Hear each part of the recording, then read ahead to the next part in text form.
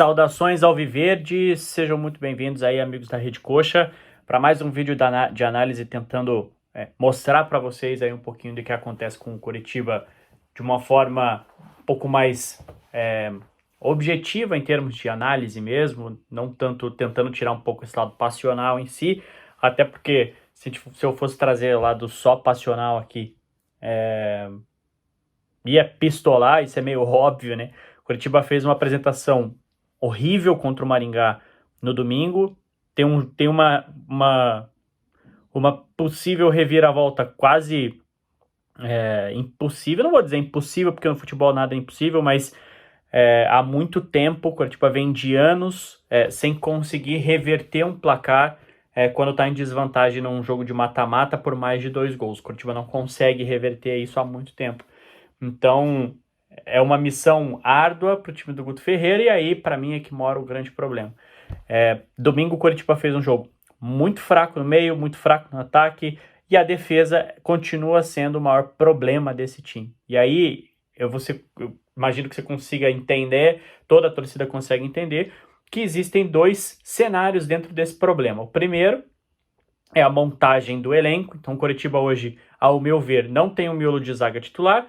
É óbvio que quando eu venho aqui e analiso, para quem está assistindo, acompanhando os vídeos passados, poxa, Vinícius, mas você estava elogiando o Maurício Antônio, etc e tal. Sim, mas quando eu preciso analisar aquilo que o Coritiba tem no elenco, eu preciso elencar quem é o melhorzinho ou quem que é o piorzinho, enfim. Mas pensando numa sequência de temporada, o Coritiba não tem hoje, pelo menos em termos de demonstração em campo, zagueiros confiáveis. Bruno Melo, Maurício Antônio, Benevenuto, o Thalisson tá machucado, o Jean Pedroso mal testado foi. Então, eu não consigo olhar para o elenco do Coritiba hoje e ver uma confiança nos zagueiros que a gente tem no elenco pensando em Campeonato Brasileiro da Série B. E muito menos pensando no jogo da volta contra o Maringá, mas aí não tem o que fazer, né? O jogo é daqui 10, 11 dias e o Coritiba não vai contratar nenhum zagueiro nesse meio tempo, que vai chegar e vai jogar, até porque a janela ela tá fechada, ela vai ter uma janela ali entre estadual e brasileiro, mas ninguém vai chegar para jogar o jogo da volta do Maringá. Então vai ser o que a gente tá aí.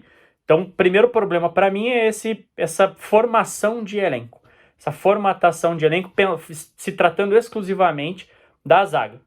E aí, o segundo ponto é o Guto Ferreira. O Guto Ferreira não consegue ajeitar a defesa do Coritiba.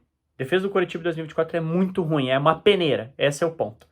E aí eu tenho dó do desenvolvimento do Morisco, porque ele é o único que, para mim, ao meu ver, ele não é o culpado dessa fase da defesa, e sim que ele é tão exigido nos jogos e a defesa ele é tão exposto, né? Ele é tão assim exigido, ele é exposto o tempo inteiro, que acaba prejudicando até o próprio crescimento dele em alguns momentos, porque é o tempo inteiro ele sendo exposto e tendo que ser milagreiro, alguma coisa assim, porque a defesa não consegue dar conta. As 2 laterais, para mim, também grandes problemas em 2024. Eu acho que, diferente da grande maioria da torcida, talvez muita gente até me xingue, não acho o Nathanael esse bagre gigantesco que é pintado, que pintam ele, que recai sobre ele essa alcunha de ele ser um bagre enorme. Não acho que ele seja. Acho que ele é um lateral, sim, com potencial. Agora, ele tem muitas deficiências, seja atacando, seja defendendo. E esse ano, para mim, ainda mais claro. Nas temporadas passadas, para mim, o Nathanael, ele tinha muito problema no ataque. Ele até estava conseguindo defender bem. Era um cara que, algumas vezes nas temporadas passadas, existia o meme, tira o fulano do bolso do Nathanael, enfim, porque ele é um cara que conseguia muito bem lidar nesse 1 contra 1 contra um ponto adversário. Esse ano ele não tá, para mim, sendo um cara muito efetivo na defesa. No ataque ele começou sim o ano muito bem, mas ele decaiu muito, voltou a ser um Nathanael que, apoiando, não tá conseguindo entregar ali as assistências no mesmo ritmo que ele estava no começo desse ano. E isso, consequentemente, afeta esse lado direito do Coritiba. Do lado esquerdo, o Jamerson, para mim, é o pior de todos, se tratando dos laterais em si. Ele não tá atacando bem, ele não tá defendendo bem. O Coritiba tomou alguns gols por erros defensivos dele, seja por ele deixar muito espaço nas costas, seja por ele dar o bote errado, por ele marcar errado. Então, Para mim, o Coritiba precisa. Eu vejo muita gente falando, o Coritiba precisa de um lateral direito. Para mim, o Coritiba precisa, sim, de um lateral direito. Seja para ser o titular, em caso de uma possível saída do Natanael, ou um cara para fazer uma sombra efetivamente para o Natanael, porque a gente sabe que quando o atleta ele se sente ameaçado na função de titular dele, ele começa a ter que correr mais. Então, alguém que faça o Natanael voltar a comer grama. E no caso do Jamerson, para mim precisaria ver essa troca. Se tira o Jamerson e coloca o Rodrigo Gelado. Se ele vai estar pronto ou não para assumir essa responsabilidade no período ruim do Coritiba, a gente só vai saber colocando ele em campo. Ele não foi um dos melhores, se não o melhor lateral esquerdo da Série B do ano passado, à toa, tendo 20 anos de idade. Então, assim, por que não coloca o garoto para jogar? Só porque o Jamerson teve uma novela absurda ano passado e é um cara de muita força física? Sabe? Tipo, você tem essa peça no elenco. No caso da lateral esquerda, você tem uma peça no elenco que já se provou ser boa no passado. Então, por que você não utiliza? Por que você não testa? Então, eu acho que a gente pode, sim, buscar algumas alternativas e não é buscado por quê? Para mim, pela ineficiência do Guto Ferreira. Principalmente se tratando de quando o Coritiba precisa de um diferente, esse diferente não pode ser só o Robson. Todos os outros jogos em que o Coritiba já atuou contra adversários mais fracos, e aí, quando eu falo mais fracos, é o nível de exigência também da partida. Porque, por exemplo, a Águia de Marabá era um adversário ridiculamente fraco, mas o nível de exigência da partida era alto porque era um jogo mata-mata de Copa do Brasil. E o Coritiba está muito mal em jogos onde a exigência dele sobe. Então, o clássico Atletiba, que muita gente... eu vejo muita gente dizendo, o Coritiba amassou o Atlético. Para mim foi um jogo ruim para os dois. Para mim foi um dos piores clássicos dos últimos anos aí, esse clássico Atletiba que teve e que acabou agora em 1-1.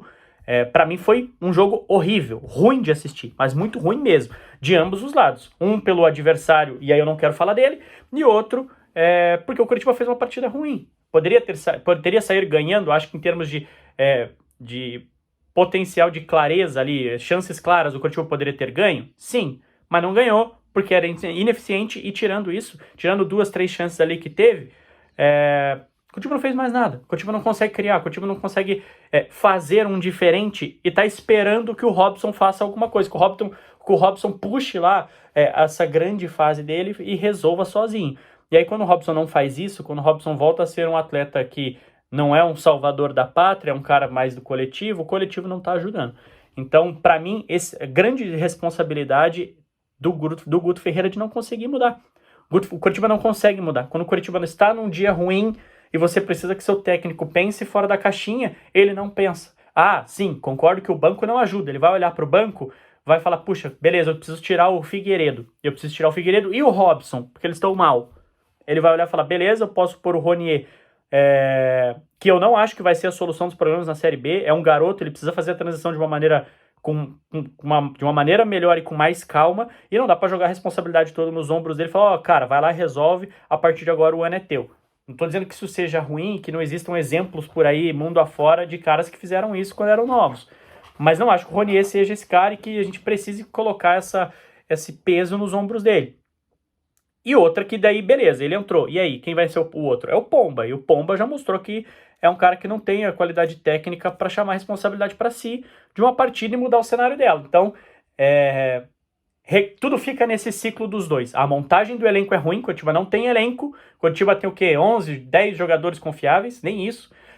E você tem um técnico que não tem a capacidade de enxergar o jogo para mudar. Vai mudar um esquema, vai mudar uma maneira de jogar, vai mudar E aí isso é uma visão minha. Pode ter gente que não concorde, mas é uma visão minha. Para mim, o Guto Ferreira ele peca muito em não conseguir mudar o jogo. E se o Coritiba fica previsível, ele não consegue sair disso, ele não consegue escapar disso.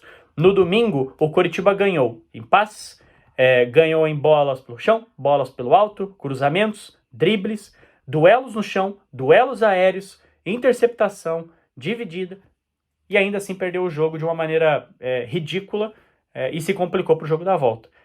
Como o Coritiba conseguiu ganhar tudo isso, praticamente, se a gente for analisar número frio, nossa, ele dominou o meio campo e não ganhou o jogo.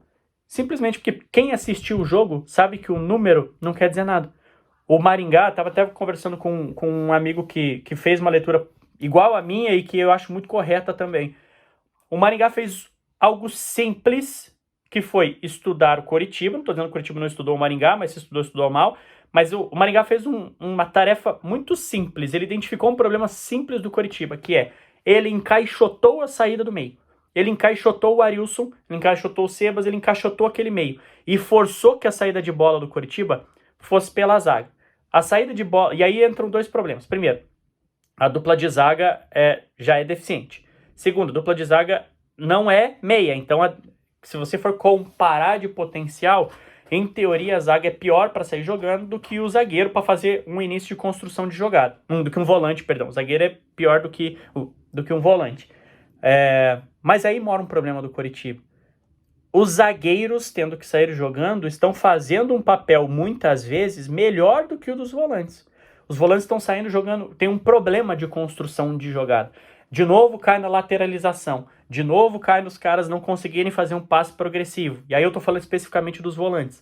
E aí quando o Maringá encaixota o meio do Coritiba e não permite que o meio consiga construir, ele força a zaga a ter que pensar em fazer isso, porque o Arilson tá marcado, porque tá todo mundo marcado e tá encaixotado aquele meio, e força ou uma bola longa, ou então um zagueiro que tem dificuldade de fazer isso acabar entregando uma bola de graça pelo chão. Então, o Coritiba, de novo, foi um time muito apático, foi um time encaixotado. O Maringá fez o básico, que foi encaixotar o meio, não permitir que o Coritiba tivesse saída de jogo.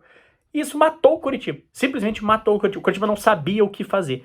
E aí mora esse grande problema. Se você tem o seu meio encaixotado, você precisa pensar de uma outra maneira. Poxa, então eu vou pegar essa bola, em vez de fazer o zagueiro fazer um lançamento direto ou querer sair jogando, alguma coisa assim, eu vou treinar para que o time, já que existe aí CEO, etc., falando que o Coritiba vai ser protagonista, o Coritiba vai ser um time de posse de bola, cara, que esse time, então, receba essa bola e trabalhe ali nos zagueiros, começa a atrair o Maringá pro seu campo. É perigoso, porque o Coritiba tem uma zaga ridícula? É perigoso.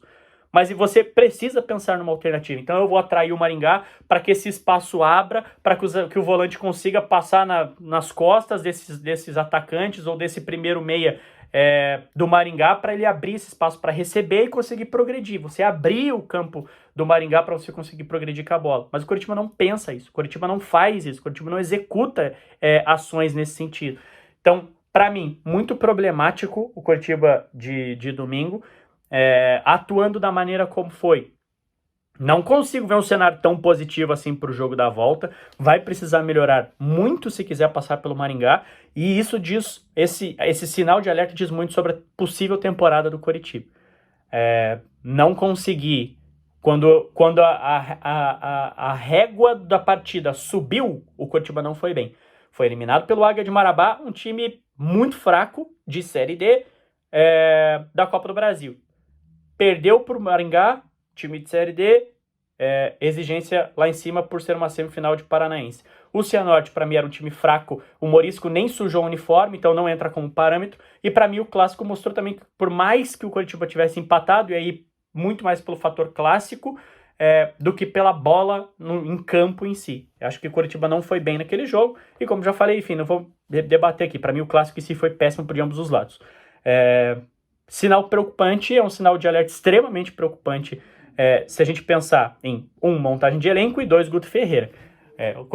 Na minha visão, o Coritiba não só precisa se reforçar muito, e aí quando eu digo se reforçar muito, não é só chegar o Morelli que já está contratado, se reforçar na zaga. O Coritiba precisa de uma zaga titular, precisa de lateral direito, seja para ser titular, seja para fazer o Natanael voltar a subir de produção. O Coritiba precisa trocar a lateral esquerda colocando Gelado. O Coritiba precisa contratar um meio, seja para colocar o Friso no banco e ser um cara de efetivamente responsa para montar esse jogo, ou para fazer o Friso comer grama também. O Coritiba precisa de ponta reserva, porque se o Robson Figueiredo se machucarem, quem é que vai entrar?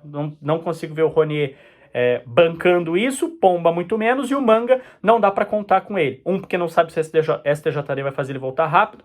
2, que ele tá com ritmo de amador. Ele tá chutando bola numa quadra de society. Até ele adquirir ritmo de jogador profissional, vai um tempo e mora outro problema. Não duvido que o Manga, mesmo sem ritmo, seja melhor que tudo isso que tá no elenco ainda, chegue jogando. O que mostra ainda mais essa deficiência do Coritiba. Então, são pontos preocupantes, e para mim não preocupam só pelo fato de o Coritiba ter uma possível eliminação na semifinal do Paranaense. Preocupam para a sequência do Campeonato Brasileiro da Série B, que é o que realmente importa.